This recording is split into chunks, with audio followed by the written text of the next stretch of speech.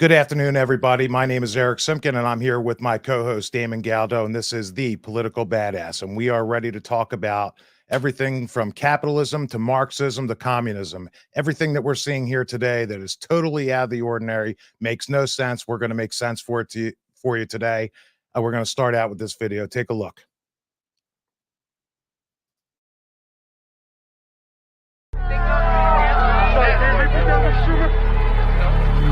Now we take Georgia, and then we change America.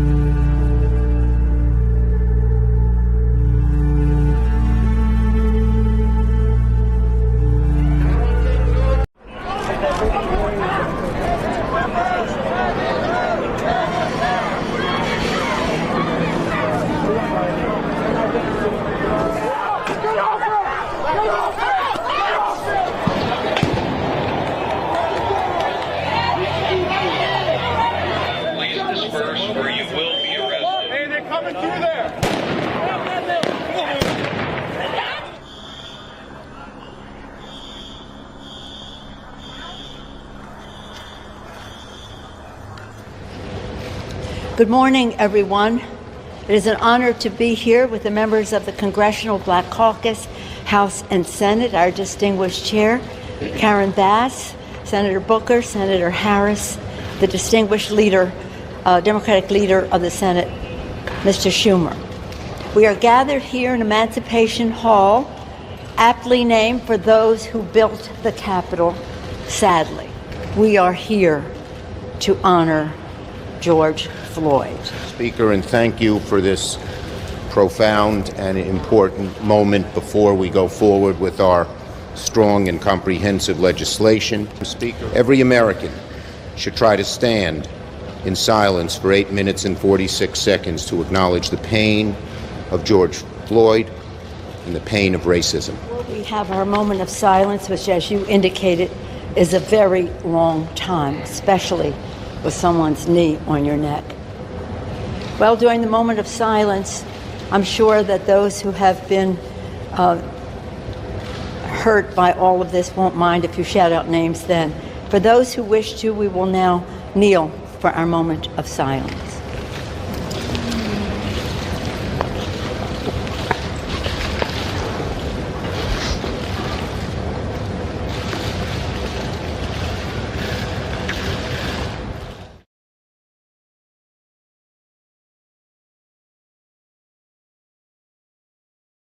We who believe in the freedom to live safe from gun violence will finally pass universal background checks, red flag laws, and an assault weapons ban. We all sing happy tunes and sing Merry Christmas and wish each other Merry Christmas.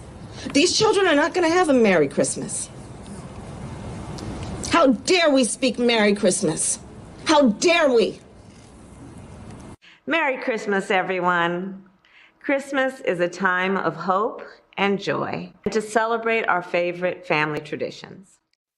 I also think that it might our trained organizers. We are trained Marxists. We are super versed on sort of ideological theories. Am I a Marxist? Let's get into it. Hey everybody, my name is Patrice Cullors. I am the co-founder of Black Lives Matter. I'm also the executive director of the Black Lives Matter Global Network. Am I a Marxist? I'm a lot of things. I do believe in Marxism. It's a philosophy that I learned really early on in my organizing career. Fox News alert happening right now. The LAPD is moving in on the UCLA campus after anti-Israel protests turned violent overnight. Brawls between pro-Palestinian and pro-Israel protesters erupting throughout the campus.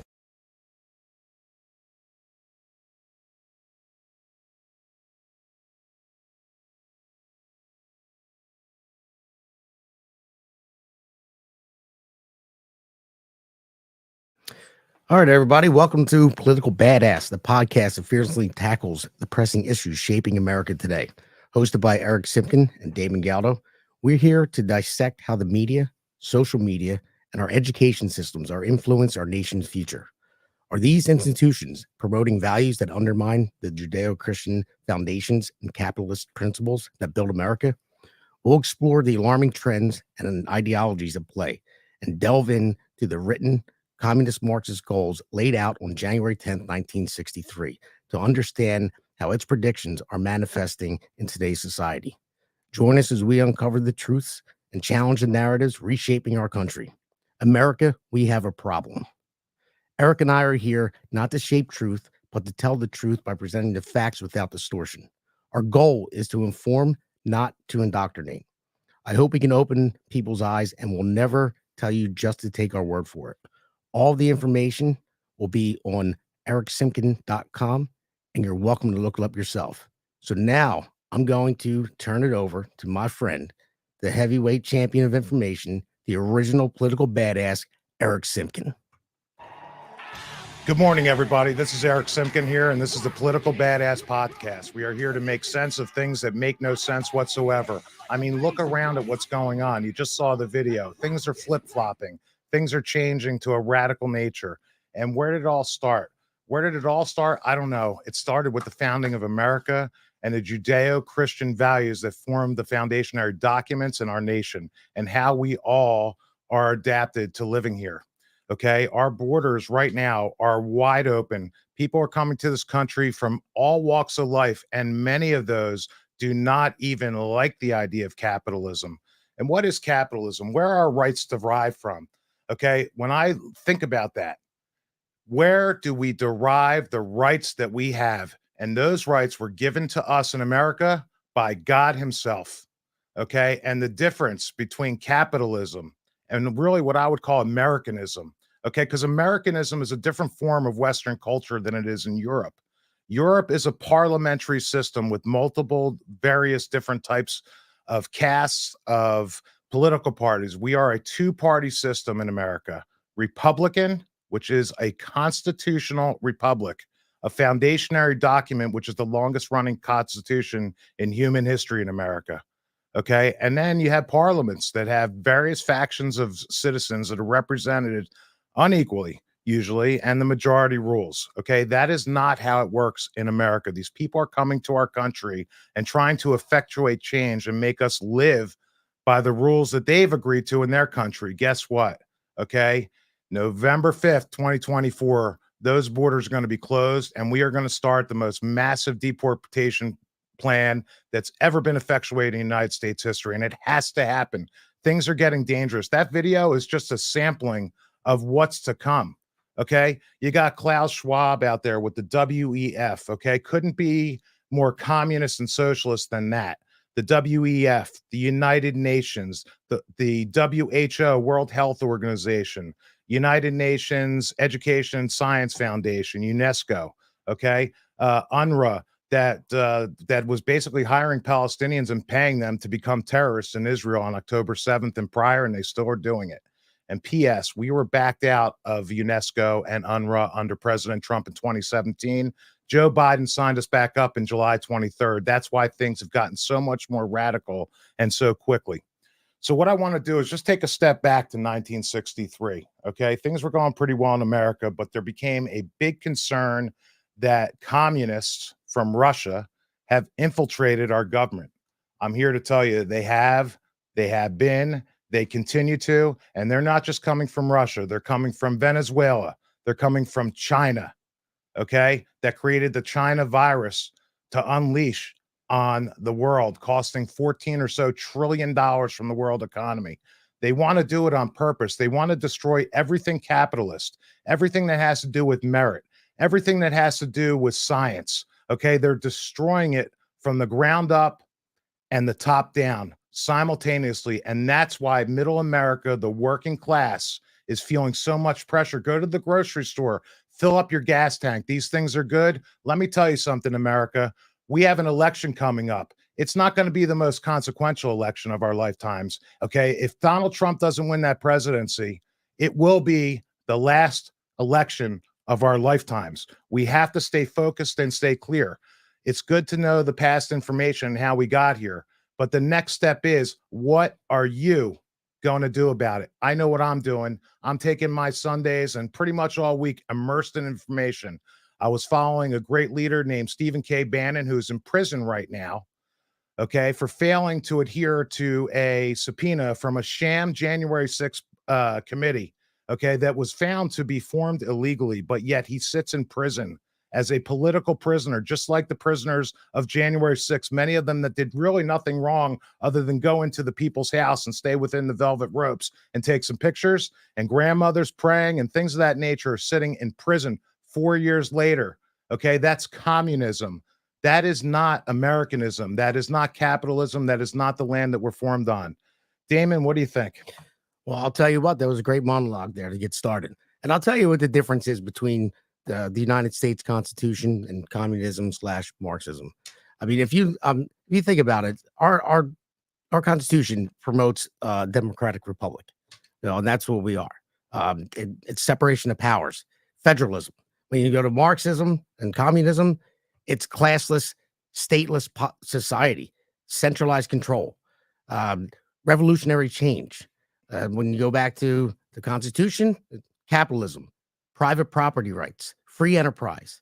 Go back to communist Marxism, collective ownership, planned economy, economic equality.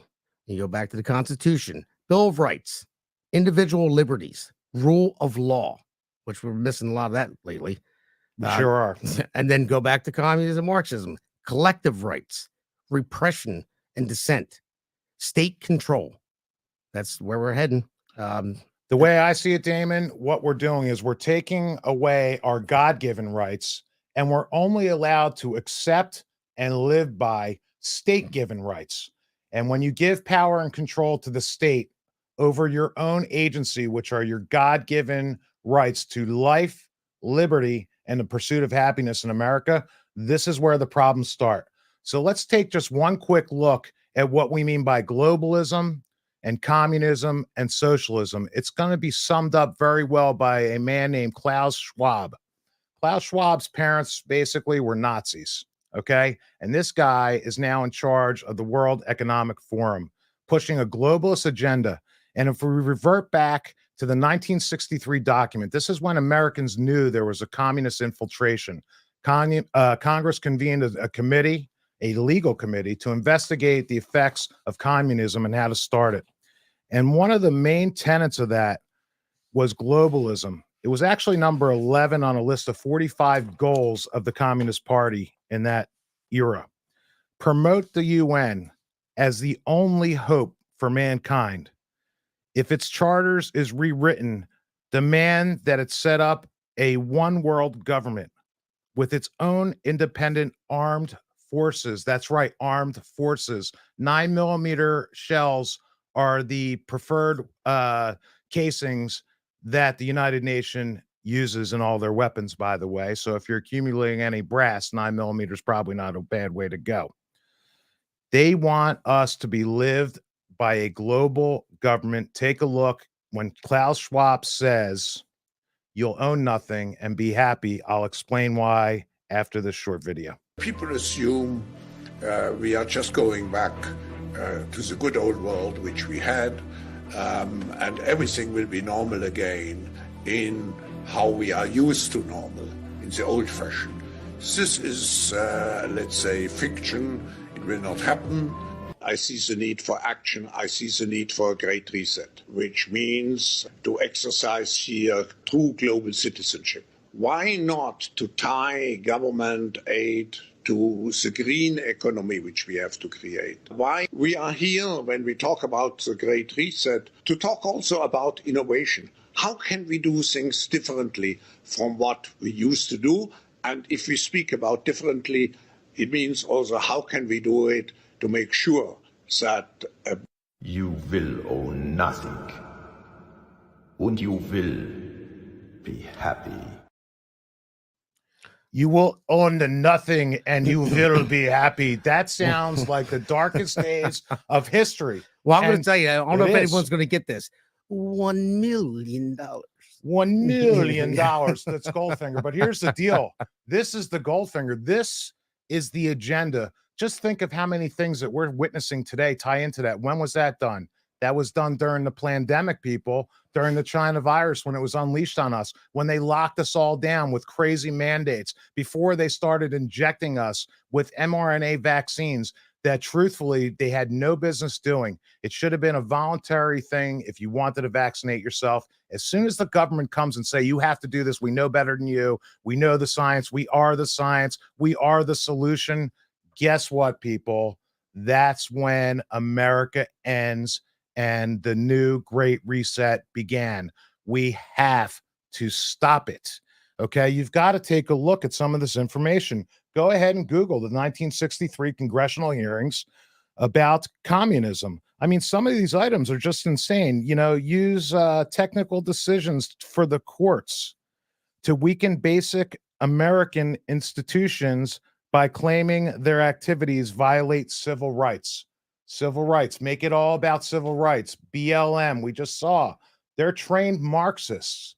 Okay, they're looking to defeat capitalism, to defeat you and I, to make us have less under the guise of what's called equity, which was a term created to replace equality. Equality meaning that you have the same equal opportunity in America to succeed, to be who and what you want to be. Okay, not to change your sexuality and your sexual gender and your sex, okay? Because there's only two sexes, okay? There's male and female, and both that's in both the plant and animal kingdom. Okay, there's no such thing as gender. Gender is a socially constructed idea that's a way to identify yourself based on your sex. If that differs, okay, from what your biologically assigned sex is, here's a newsflash for you. It's part of your personality. So as I always say, Damon, and you know how I say it, there's two sexes, there's no such thing as gender, and there are unlimited personalities. And I will add, you got to love all those personalities. There's no reason to hate on anybody for any reason when it comes down to how they identify. That's their business and that is their issue, however they want to identify. I accept them for them. It doesn't mean I have to adopt them for me and my family. And when someone forces somebody to do something like that, that is under a socialist and communist regime and not in America. What do you say? Well, I say, again, the difference between our United States and our Constitution and communism, Marxism, pluralism. It supports a diverse society where multiple viewpoints and interests coexist and are represented. But then you go to class struggle under communism, Marxism, that the views society through a lens like a class conflict to where everyone has to be classless, and that's the problem. And the contrast between our Constitution and communism and Marxism is unbelievable. And if nobody sees it coming, we're here to open everybody's eyes. This is unbelievable what's going on. And we're getting indoctrinated in our schools. We'll go into that. We'll go into DEI a little bit later too, and how they're masking it with DEI. They're not calling it communism, not calling it Marxism, but they're masking it with DEI. So we're going to get with that pretty soon. So well, I wanted to just say, name my computer's messing up. Sorry about that. So, but then you look at social mobility, and that's what the United States believes in, our Constitution. You look at communism, Marxism, you're looking at quality of outcome. So quality of outcome, again, is DEI. It's not equality for opportunity. It's equality of your outcome. And we played that video last week on our podcast as well. It was Kamala Harris's video, and it was stupid, to be honest with me. It was stupid. I mean, it's as stupid as it sounds. That's what they're doing, and that's the problem. They think that we are stupid. Are you stupid, America? I don't think so. I know plenty of smart people. Guess what? I never went and took a college credit in my life. Maybe that's why I understand this stuff a little better. Who knows? I wasn't indoctrinated into a system. When I saw things weren't making sense to me in high school and they wanted me to have a hall pass and they'd yell at me, "Hey, Simpkin, where's your hall pass?" I would give them the finger and say, "Where's your pass?" I don't need a pass. I have to use the restroom. I mean, I was a fighter from day one. Okay. And that's coming from two public educator parents. It wasn't easy. When I told my dad I wasn't going to college, Damon, you know what he said? "Put on your best clothes." I was like, "Why, Dad? What are you going to do? Bury me in them?" He said, "No, you're getting a job today, not tomorrow, today, because that's what you're going to be doing the rest of your life if you don't go to college. If you're not going to college and you're not working, you're not staying in my house." I said, "Let's go, Dad." and he dropped me off at one end of the shopping center until I got a job, and I came home with a job. Couldn't have been more proud. And that's what made me the man I am today. And that's what's going to make me the man of the future. I am going to keep working hard no matter what it takes. I have the persistence and tenacity. And I believe that when you're faced with adversity, you need to face that with all of your tenacity. I'm ready to go. I'm looking to lift up other people. It goes back to, it's not just knowing the information, knowing what's going on. It's what are you going to do about it? Here's something you can do about it, okay? We've got an election coming up. No matter what your opinions are on Donald Trump or any other candidate that's running, here's the bottom line. If you look back to the video I just showed you, if you just look back to the Klaus Schwab video, they're all aligned with the Democrat Party. There's none of these people on the Republican side of the aisle, I can assure you. And the ones that are put there on purpose by the Democrats. We understand that too. We call them different types of names, rhinos, which means Republican in name only. Okay, no matter what they are, you're either for us or you're against us. And that is from Stephen K. Bannon. And the other thing he says is break out your number 2 pencil and start writing some of this stuff down, because you got to take action. You have to have a plan. Here's one plan for you. Go Google Turning Point Action and their app. Okay, that app is unbelievable and it's free. What happens? You pull up and you say, hey, I want to make some phone calls. I want to send some text messages. That's what we need to do. Spread the word. Okay, if people don't know what's going on, tell them about it. And your job is to get 10 voters out there to vote on November 5th. And don't wait till November 5th. You can go early in New Jersey, up to 2 weeks before the election. It's the best way to vote. So easy. There's no lines, no excuses. Order yourself a mail-in ballot, okay? Republicans in general, we don't want to take mail-in ballots. We want to vote day of. Guess what? There's a lot of reasons and excuses not to. And it doesn't help when the media is showing us the numbers of how many votes the other party has that they've been banking with their mail-in ballots and ballot harvesting and chasing ballots. We need to be doing all those things legally. So what do you do to prevent election fraud? Everyone's saying, well, my vote really doesn't count anyway.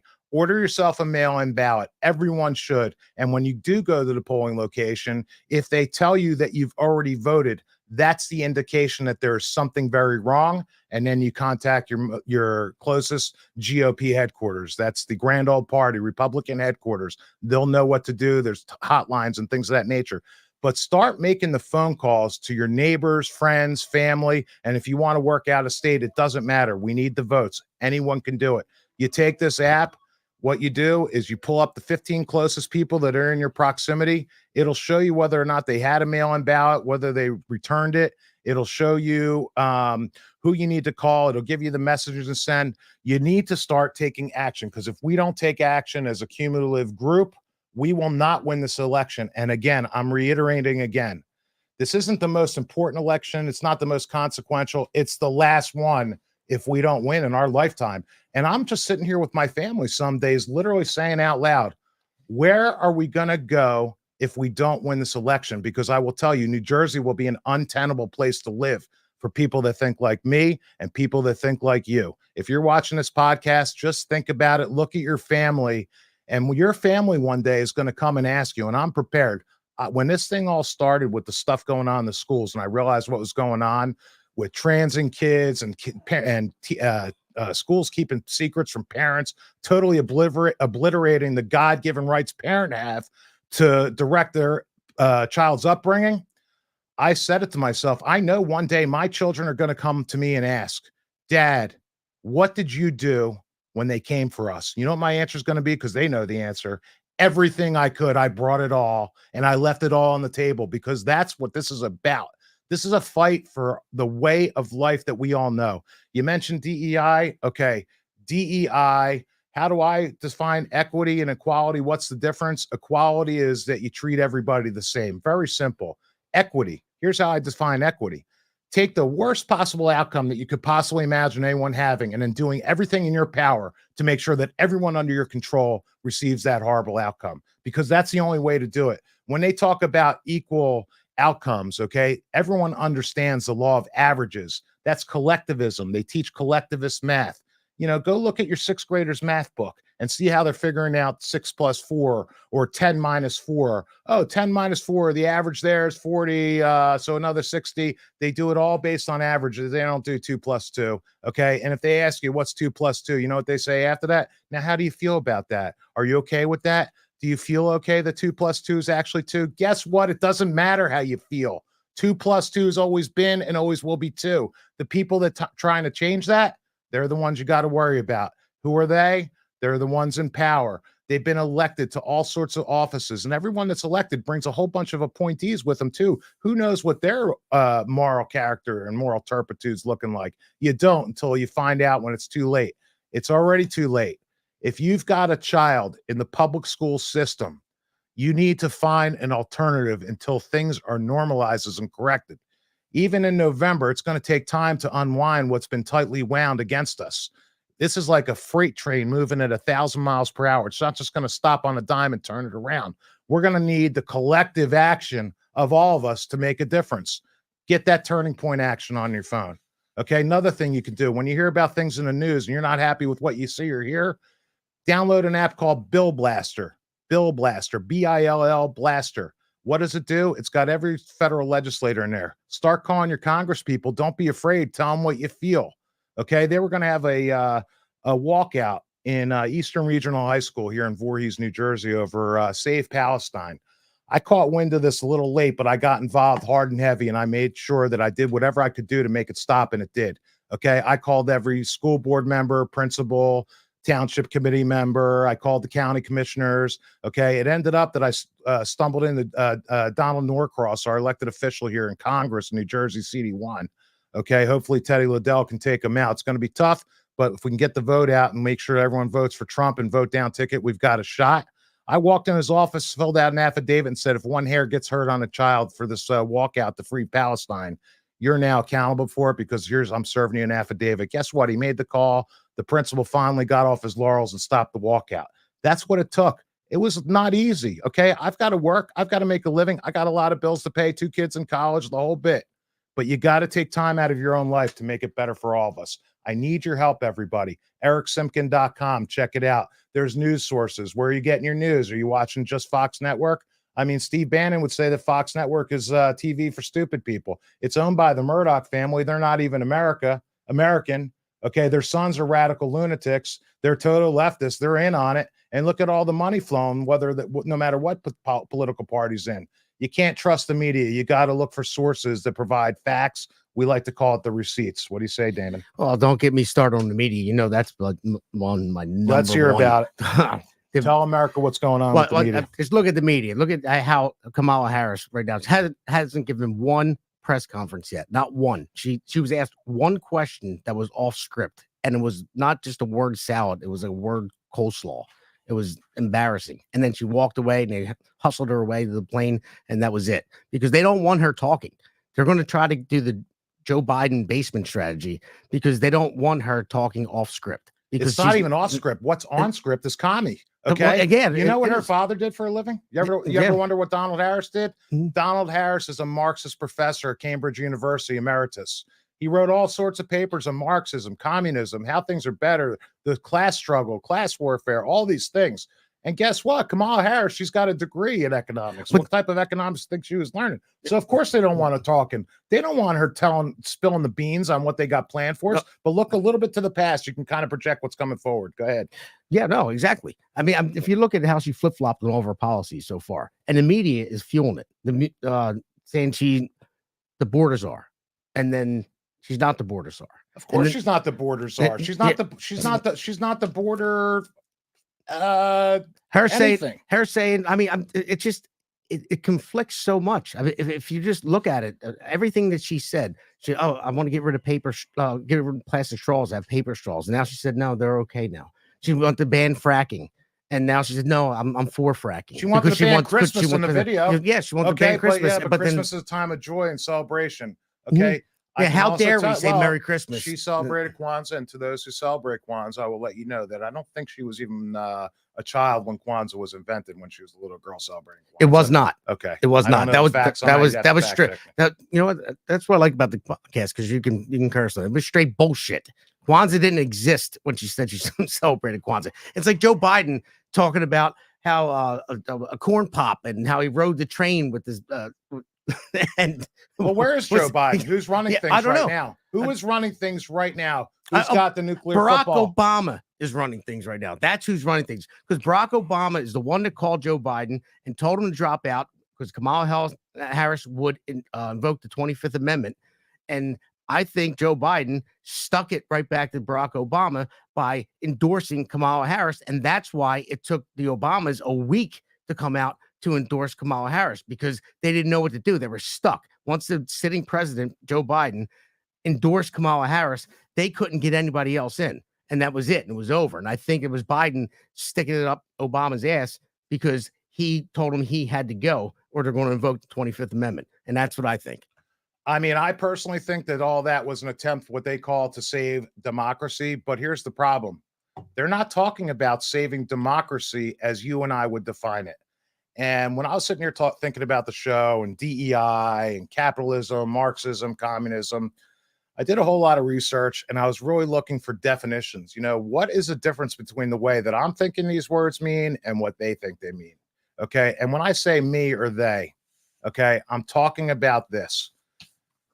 People that believe in families, people that have families, people that believe in the Constitution, people really that believe in a God versus people that don't. That's when I say they, I'm talking about the people that don't have that commonality that flies under the flag of the United States of America. And so I started looking up for DEI. You know, I ran for school board a few years ago. I got crushed by the left. I mean, vote-wise. I mean, I crushed them with facts and truth. They don't like that. But the question that they asked me, this is actually to fill a vacancy on a school board, right? A school board member actually resigned. P.S. She resigned because I made a presentation on October 27, 2021 to the school board. She at the time voted to keep schools closed after COVID. Come to find out that she works for a single sign-on company for educational technology. What that means, she made money when schools were closed and brought up a vote to keep them closed when everything else was opening. So I went and exposed that. And turns out that they accused me of being of harassing her at the board meeting. So they went to the police the next day to try and silence me.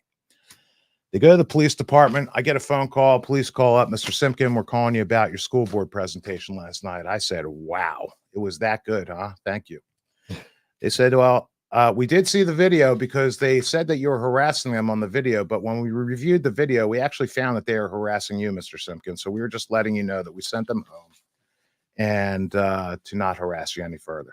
So that's what happened there. But what did they ask me? They said, we want to know what your thoughts are on DEI, diversity, equity, and inclusion. Now, if you're running for school board, you're supposed to keep your political beliefs out of it. And your job as a school board member is to serve the public interest before your own 100% of the time and to ensure that the schools are well run. You have to choose curriculum that is age appropriate. Okay, none of these things the school board members are doing. But they're asking the candidates for this election process, which is determined by the existing 8 members left, to replace her. Her name was Rachel Van Aken. I hope you're doing well in Connecticut, because it turned out Rachel Van Aken, after all this thing, she packed it up and left and went to Connecticut for whatever reason.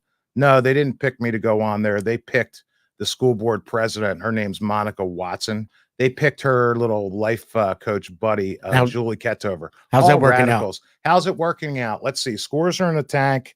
They did a DEI hire on a school superintendent. She came from another district, which they tried to hire her previously when they hired another guy. This poor guy they fired because he didn't want kids wearing masks. He didn't want kids to stay home from school. So they fired him basically. They put him on administrative leave and hired the DEI hire from another district. So no, it's not going well. Okay, they keep secrets from parents. Policy 5756 in New Jersey, that's adopted by most school districts, says that if a child wants to change their gender or their gender identity or pronouns or name that's different than what's on their school registration, that the school does not have to tell the parents this is going on. I could tell you right now, if my kids were going to school thinking or saying that they were something other than the name that I call them for whichever reason, and the school doesn't tell me and something happens to my kid before it and they're giving them any kind of gender affirming care, including changing their pronouns and starting a separate file, okay, there's going to be a problem with Eric Simpkin coming in, okay? Fortunately, there wasn't. My kids were juniors in high school when all this stuff was coming down, but all this stuff happened 2020. It was festering and building since 1987.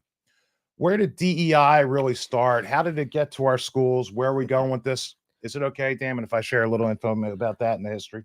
Yeah, sure.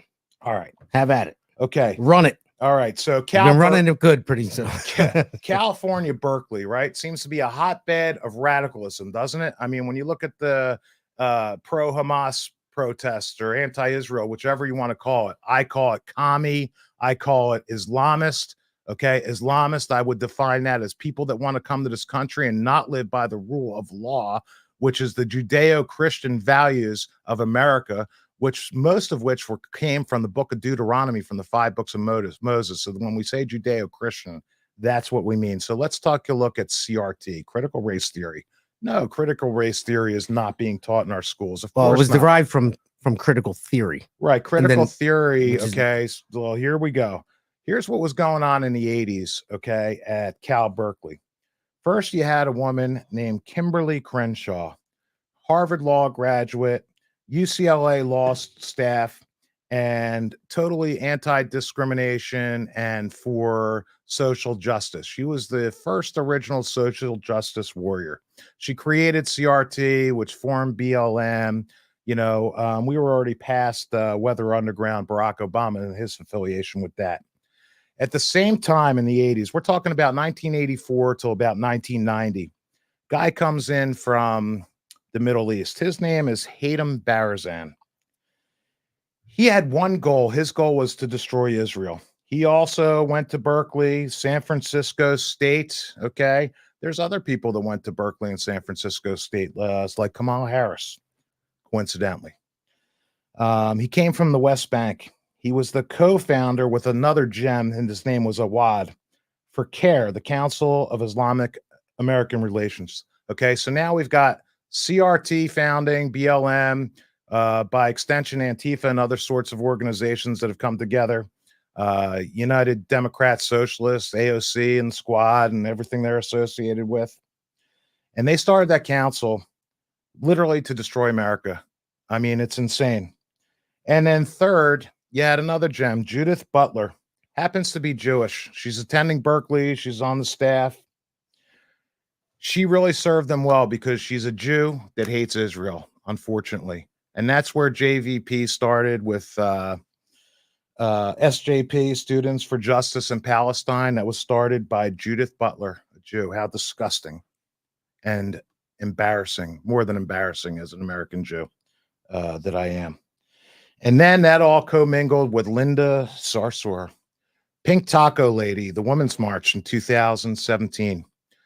She is a radical Islamist. She's a political activist. She has on her speed dial probably 1 million militant people that are going to show up at places. And that's what happened with the Women's March. All 4 of these people were in the same place at the same time at Berkeley. And that's where it all started with DEI, what's it called? Diversity, equity, and inclusion. Celebrate diversity. Celebrate diversity. In high school, I told you about, they're celebrating diversity by having every flag that every student from a country ever came from. It's not the United Nations. And P.S., the United Nations, it's the United Nations against America, not for it. That I can promise you. But this is where DEI came from. And they all realized that the easiest and best way to approach this is to break into our education system. And I am very sympathetic. I'm very, very interested in public education. Like I said, both my parents were public educators. They both realize that what's going on now is not right. And I do too, as a prodigy of 2 public educators, listening to what was going on my whole life growing up as a kid. It's a disaster. DEI in education is the most divisive. It's scary. It's violent. I mean, you can't go. I mean, I wouldn't send my kid to a public school. I will not send my future grandchildren to a public school. I am going to make the conscious decision to homeschool them. And that is another action item. How are you going to rearrange your life to make sure that your children receive a proper classical education that's going to allow them to be productive members of society?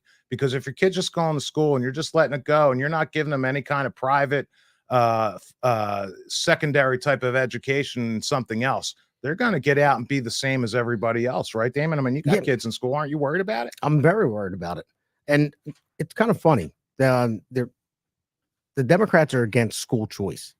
to choose what school you want to go to. They're against charter schools because that everything's run by the teachers unions and public schools, and they want to promote this stuff. And again, that's a problem. But yet they're for women's right to choose. So that's fine. Except vaccines. You don't have a choice to choose if you take a vaccine. Right? No, it's my body, my choice, unless it's something that they're into. Exactly. Okay. Yeah, my body, my choice. So, but they want abortion up to birth. Now, I'm not going to get into the whole abortion thing because it's a long history, and I really don't feel like doing it right now. I'll get into it with you real quick. It's left to the states. It's not a federal decision. Exactly. So please, America, make sure your don't friends don't use that as a single issue vote and not vote or vote the other side. You got to vote Republican. That is a good point. That is a good point because everyone thinks that Trump wants to put a federal ban on it. He does not. He talked about a 15-week ban, which is the general consensus. He talked about it, but it's to the states because Roe versus Wade would have given them that authority to make that decision. Now he no longer has it with the Supreme Court. He was asked the question of if it went into federal hands, what he would go with. He said, well, the general consensus of the country was 15 weeks. So if it came down to that, then I would go with the general consensus of the country. I've talked to some very liberal women, and I say 15 weeks, and they said that's too long.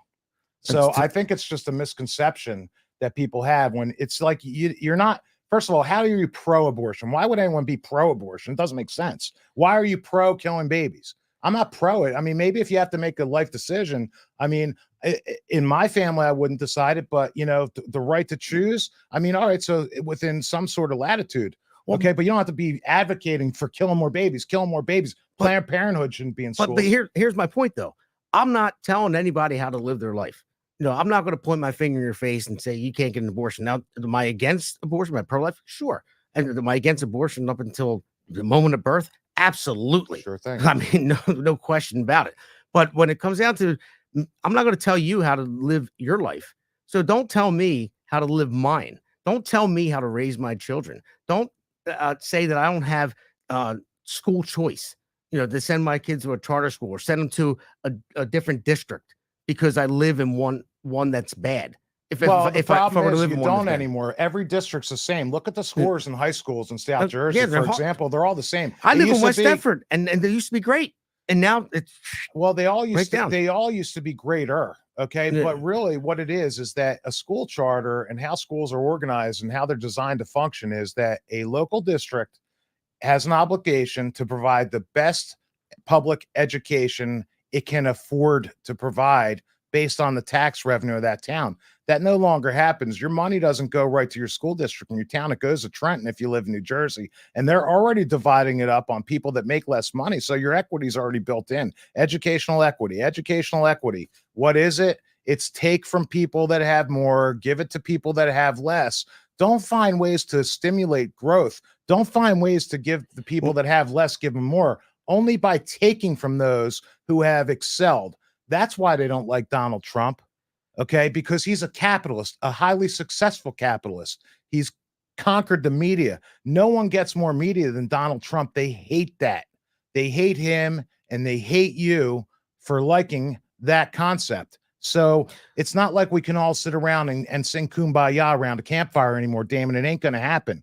We got to figure this out. How are we going to coexist? Well, it's one thing that Trump said, and he said, they're after you. I'm just in their way. Absolutely. They're not coming for you.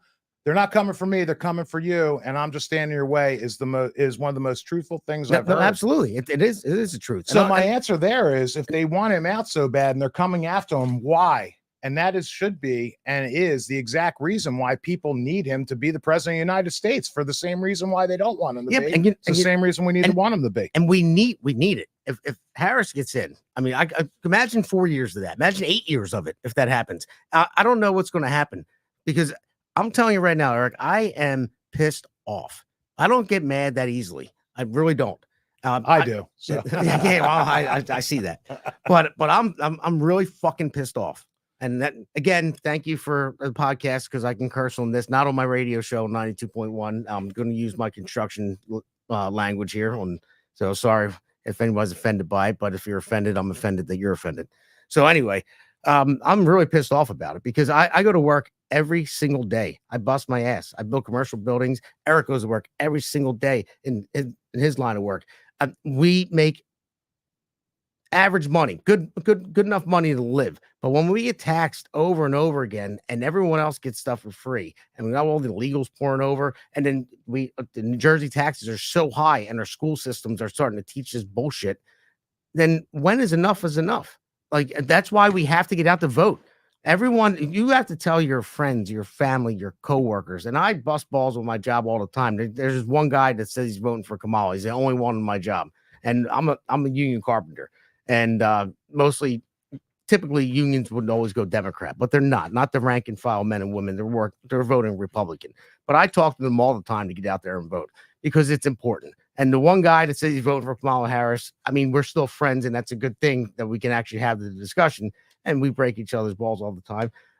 But I'm trying to convince them, but you need to get out there and convince your family, your friends, and just look at the information that we're putting out there and what's going on with this country. That's the whole point of this podcast, is to get it out there to everyone so everyone can listen and say, you know what? I'm going to look that up. And then you'll see it for yourself. And then you'll realize where it's going. I mean, we're $35 trillion in debt. $35 trillion debt. It is not feasible to be that way. You cannot have a wide open border and just have everyone come in. You cannot have your kids indoctrinated in these schools. This is the fall of a nation. We are in dire straits right now. And I hate to be all doom and gloom, but it's getting to the point where I have to be, to where I have to tell everybody about it. And hopefully they take the time to actually think about it and look it up themselves. Because I don't listen just when anyone says to me. You know, I don't take it. I'll take it with a grain of salt, whatever. But I'll look it up myself. I'll find out my own information. I do my own research. And when you look into it and you look into our federal budget and the amount that we're paying on interest, we're paying $1.2 trillion a year just on interest. And it's 60% of our federal income tax. 60% of what we pay to the government for federal income tax goes towards interest. Well, let me tell you about interest. Okay. Anyone have a credit card? I have a little bit of a background in banking. I understand how interest works. Okay. And let me explain it like this. Okay. That money was borrowed at a much lesser rate than it was today. And that debt has to be refinanced over periods of time, usually a year, 12 months, if it's a 12-month bill, treasury bills, and all that stuff. And when those bills, when those debts are refinanced, we get crushed, and they need even more of our money. So they start changing monetary policy to collect more of our tax revenue.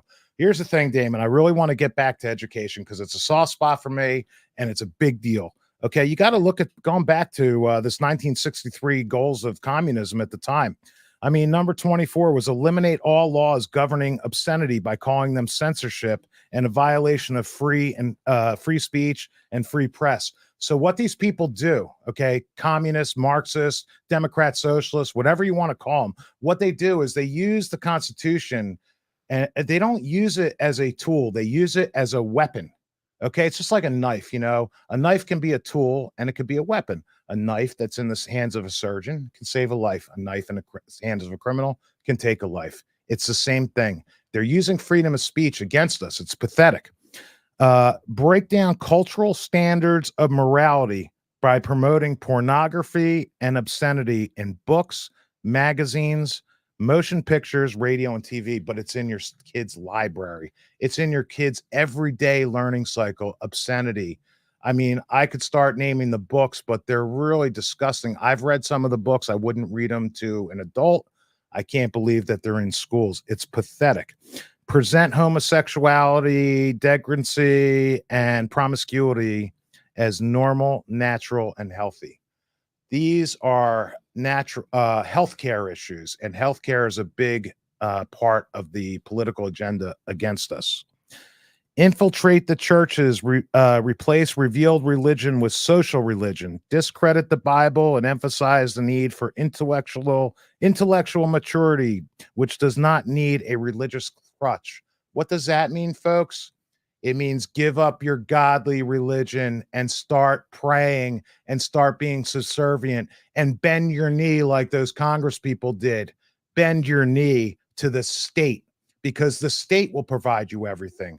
God doesn't do anything for you. It's the state that provides. It's the state that you go to work for. It's the state that's going to give you everything you need or want. Here's the problem. It's very little that the state can possibly give to all of us. I mean, get ready for it, because if the state's delivering food, what do you think you're going to get? I have a prediction. You're going to get a box of soybean related food to eat and a box of vaccines. And if you don't take both of them, you're dead. That's where we're going right now. It may not be tomorrow, but if we lose this election, it will be. Okay, that's what I'm here to tell you. Well, I got something for you too. I kind of disagree with what you said about how they use the First Amendment against us. Okay, Because I think it's selective. They select when they can use the First Amendment against us. well, absolutely, Because they select it, but and I just looked up the definition of selective, and it says right here, particular, demanding, discriminating, critical. Any of those words? they all sound familiar. I mean, at the same time, you know, you're looking up selective. I mean, look up moderate, okay? Because guess what? I got a lot of Republican friends that can't back Trump. Yeah. Because he's the orange man, because of the mean tweets. I mean, I'll take a mean tweet right now, wouldn't you, folks? I'll take it I any mean, day. look up moderate. Moderate. I'll take it twice on Sundays moderate, too. Moderate means weak. Moderate means you're willing to accept the average or below. We don't need moderate candidates. Moderates are losers.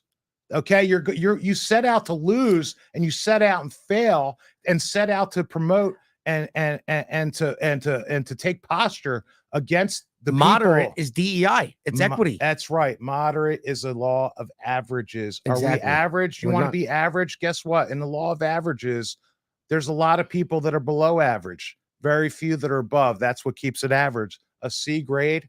Look at the California grading system for public education right now. I think like a 64 is a B. A 64 out of 100 is a B. I mean, that's almost a 64. It's something like that. Oh Listen, you watch baseball, you follow baseball, 333 is a stellar number. It's a third. Yeah. Okay, it's an F, and that's stellar in baseball. So look at it from an educational perspective. Okay, 64 is going to be a B. You're B rated, but they don't even want you to have a B rating. Everyone's an A. Everyone deserves a participation award. Everyone gets the 11th grade trophies, right? 11th place. That's what takes away ambition. It takes away it doesn't give you and the drive to make something, to be better in life. And if you just get handed says, hey, I could be the best I can be just like somebody else by not doing a damn thing, then why even work hard? Like when I go to There's work, no when need to work if the state's giving you everything, right? Yeah, I mean, Eric goes to work every day, works his ass off. I go to work every day, I work my ass off. So if I was getting everything for free, what would be? Why would I want to work hard? Why would I would look at somebody next to me and say, well, he's not working. I'm not going to do the same thing. I still have the same outcome. So why would I even work hard? Because we're And then already knowingly working harder to support people that don't. Yeah. As it is, we already accept that. It's like a social contract, which, by the way, is a French Revolution type of thing, social contract. But we all kind of agree to it. But that halts progress. You get no progress out of that. Well, You're you change it, stagnant. you move the goalpost. You say you're not giving enough to us, so we need more tax revenue out of your check. I mean, 42% is a lot of money. Okay, I don't care how much you make. If you're giving that much of it away to the government, it's a lot of money. Listen, I'm okay with it. That's the way it is. Taxes exist. I did not sign up to bring in 10, 12, 15 million more people into this country with a wide open border to pay for all their needs. And listen, I believe that if you let somebody in, you kind of got to give them those things. What are you going to do? Let them die? Well, you can't. You just can't let them in. And send them back. DEI, deport every illegal. And that is the point of voting. That is the whole point of voting, because the government works for us. Just like I told my union delegates before, the reason why they have a job is I go to work every day and I pay my union dues. The reason why the government has a job is because we go to work every day and we pay our taxes. We run this country. They work for us, and we have to remember that. And the only way we can remind them of that is to get out and vote. That's the most important thing. Tell your, like I said, friends, family, neighbors, get out and vote for the right candidate. Vote for Donald J. Trump, because Kamala Harris will destroy this country. And even if we had better candidates, that's what we have. If you don't like Trump because you don't like the man, but his policies are better. Now, I can get why people might not like the man as Trump. But I miss my mean tweets, because I miss showing my. You miss truth and reality. Yeah, and I miss $200 a week food shopping bills instead of $350 a week food shopping bills. I miss my lower gas prices. I miss all that stuff. So it doesn't matter about the personality, and that's the most important thing. And that's where everyone even some Republicans, they're saying they're not going to vote for Trump because they can't stand him. But are you better off now than you were 4 years ago? You know, Ronald Reagan said it a long time ago. Are you better off now? I know I'm not. I mean, Ronald Reagan also knew how to deal with protesters, by the way. Oh, yes, he did. He knew really well because there's a lot going on back then. I mean, I remember seeing signs when I was a kid, actually, and they used to say, and they were chanting it, this was counter protesters. Due to Iran, what we did to Japan, I would say it's still relevant today. Let me tell you this, Damon, okay? Yes, we need the votes. We need people to unify on the messaging to promote and prop up Trump, because when you see negative things about Donald Trump in the social media, it may cause somebody not to vote for Harris. I mean, there are people that are going to vote for her, but they're not going to sway someone that's a Republican to vote for Harris at this point. They're just not going to vote. Okay, so that's still a -1. In a vote swing, when you're able to take a vote from one candidate and give to another, that's a 2-point move. From -1 to 0 and from 0 to +1. If you take a vote from Harris and bring it to Trump, it's a +2. Okay. But if you take a vote from Trump and they just don't vote, it doesn't mean it doesn't matter. That's a -1. Okay. Now, -2 would be voting for Harris. God forbid. I don't know how you could do it.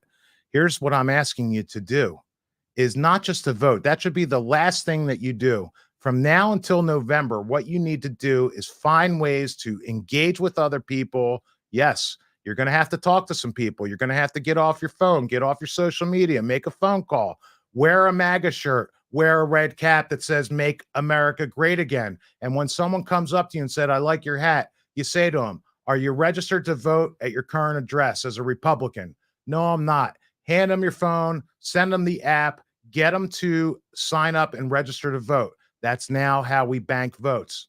Okay. Make a statement, wear a shirt, wear a hat. And again, when they ask you, "Hey, I like your shirt," or "What do you think about this?" "Hey, are you registered to vote at your local address?" Take out your cell phone, pull up the app for Turning Point or for your state, whichever. You can find New Jersey's information to be able to do that on www.ericsimkin.com, ERICSIMKIN.com. Not for self-promotion. I don't care about a website. Never thought I'd have one. I wrote it myself. I put together this podcast. I never thought I'd be doing this. I'm doing this because my personal goal is to make sure the 10,000 people that weren't going to vote for Trump by November. 10,000. Can you pick up 10 for me, everyone that's watching? Please pick up 10 votes for us. And let's talk about registered gun owners, too. Let's talk about that, Damon. We were talking about that last night. Yeah. Why is there 10 million gun owners that aren't registered to vote? What are we going to do to get them? I actually talked last night after we talked. I saw that Scott Pressler, who's an associate of mine. Yeah. He is out at gun shows getting people to register to vote. What can we do? Well, do what I did. When I was running for Congress, I made up signs with QR scanners, and this is exactly what it said next to the QR scanner. So I went to the owners of the gun stores. And I said, "Hey, can I put this sign here?" And said, "Scan this to register to vote or to change your party." It literally takes 5 minutes. And it took you right to nj.gov. And then you just have to put in your name, your address, your license number, social security number, Republican, boom. Whether you're registered to vote or not, or wanted to switch your party, it's that fast. So that's what I was doing when I was running, and I think it works. So if we can get the message out there to everybody do something similar to that, then I think that we get registered gun owners vote. That's 10 million votes. That's 10 million people who are most likely Republican, if they're gun owners. Well, they like freedom to be able to own a gun under the Second Amendment. Okay. If you haven't read it, it gives you the right to keep and bear arms. Okay. It doesn't just mean that you can own them. It means you can carry them too openly. In New Jersey, fortunately, they did just pass a law where if you're a resident and you pass the qualifications, you can then get a license to carry a firearm that is not out in the open. It's concealed. It's called a concealed carry permit. I just applied for mine. Oh, good. You got to get a lot of training, though. I have mine too, but I don't carry because I'm not properly prepared. It's a lot of responsibility, Exactly. and I promote proper and safe gun ownership. Knowledge is information and power. So I would like to just sum it up here a little bit. Okay. We've got some stuff going on with DEI, diversity, equity, inclusion.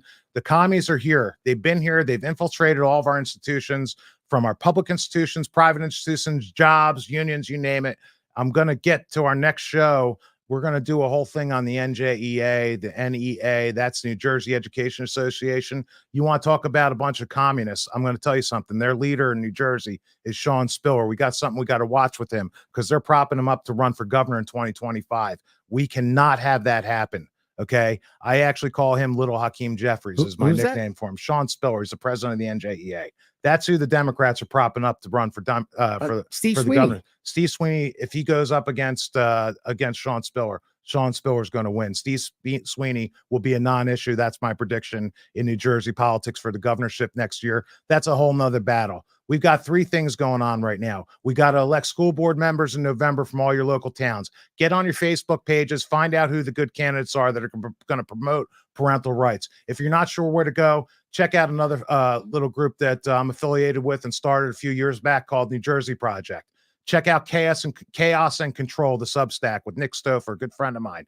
She knows everything that's going on in education. She's got a well-knit web of parents' rights and conservative school board candidates and members across the state. You're really going to have to start deciding where you live by who has good school board members at some point. But I need you to also take action on that Turning Point Action. Download the app. Download the app for contacting your legislators on a federal level. Bill Blaster. Just take an action. Do something today. It's Sunday while you're sitting there, spending the rest of the time, hopefully, God willing, with your family and enjoying life. Take yourself 10, 15 minutes, go get these things and get after it. If we don't start getting after it, we are not going to have a country. We'll never have another election. Okay. I need everyone to become a political badass. Go out and do things that you may not be comfortable with doing and get better at it. Damon, I think we're going to end the show with a video of a song that I saw. It's called Revelation. It's got some good words and powerful, but go ahead. Before you put that on, go ahead. I just want to say this. We mentioned Ronald Reagan. Now I have this speech on my wall in what used to be my man cave, but now the kids kind of took it over.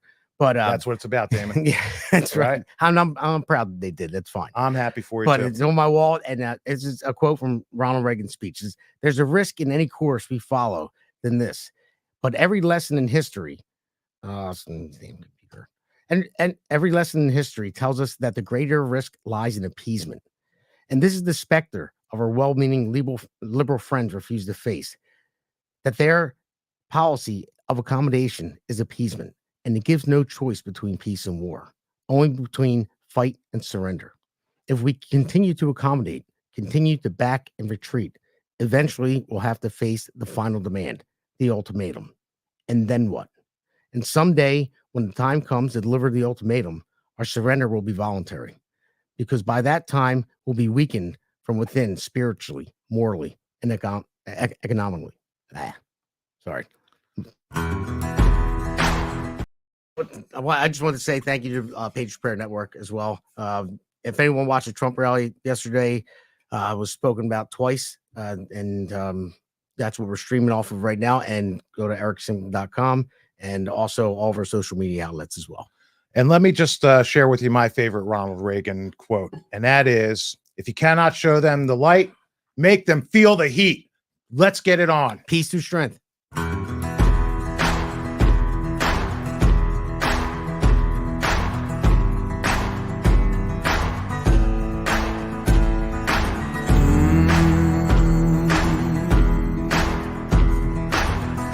Dancing in the flames, the people cursed his name, bowed at the altar of the father of lies.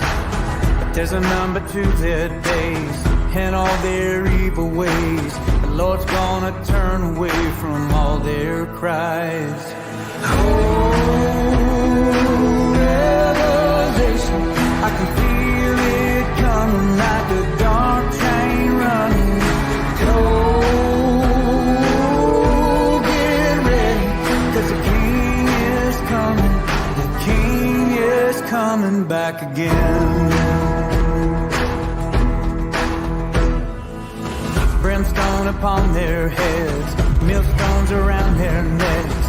They'll feel the shaking when the trumpet sounds. And no matter where they hide, there'll be nowhere to run when Jesus puts his mighty foot on the ground. Oh, revelation, I can feel it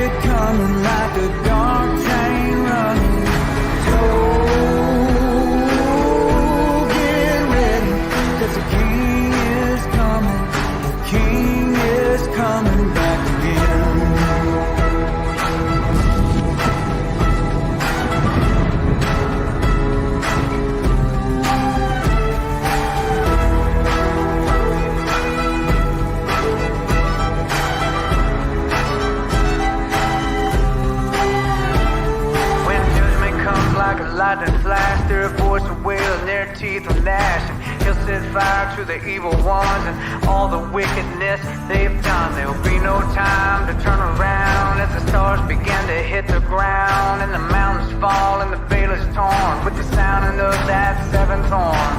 Oh, revelation, I can feel it coming like a dog train running.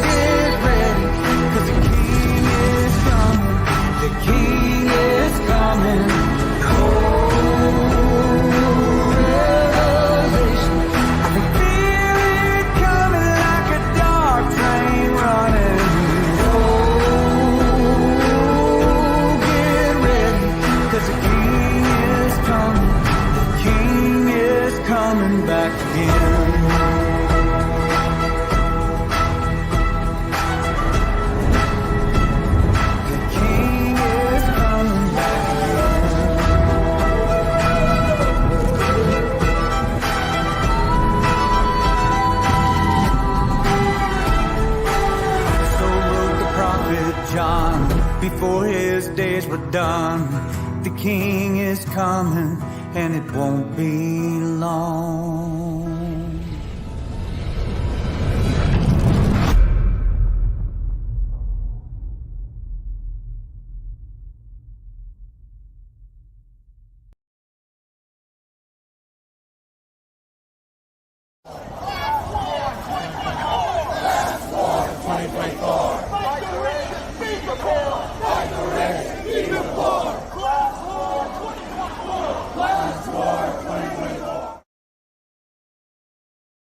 So there's a big difference between equality and equity. Equality suggests, oh, everyone should get the same amount. The problem with that, not everybody's starting out from the same place. So if we're all getting the same amount, but you started out back there and I started out over here, we could get the same amount, but you're still gonna be that far back behind me. It's about giving people the resources and the support they need so that everyone can be on equal footing and then compete on equal footing. Equitable treatment means we all end up at the same place.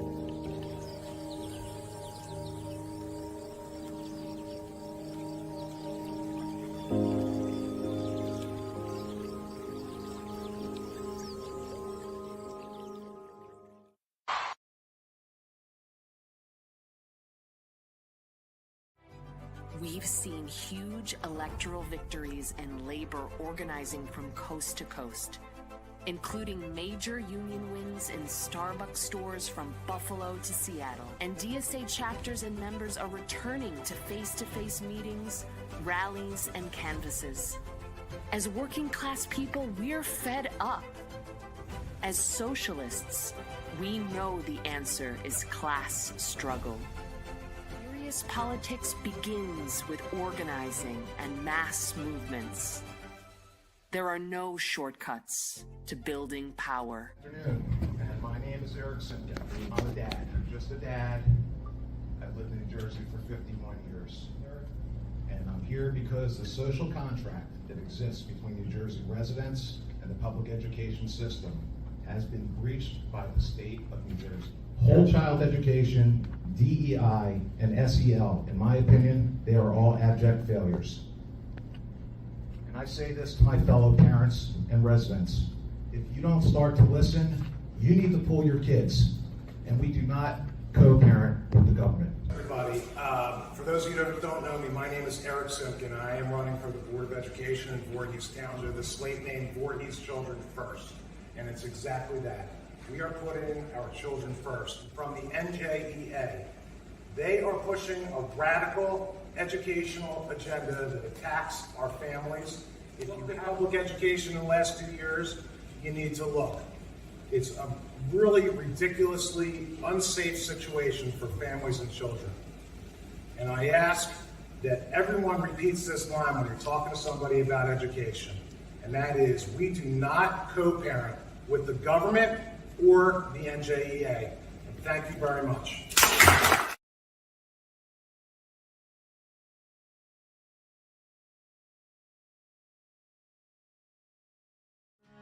Last night But I heard this politician talking about his brand new mission. Liked his plans, but they came undone when it got around to God and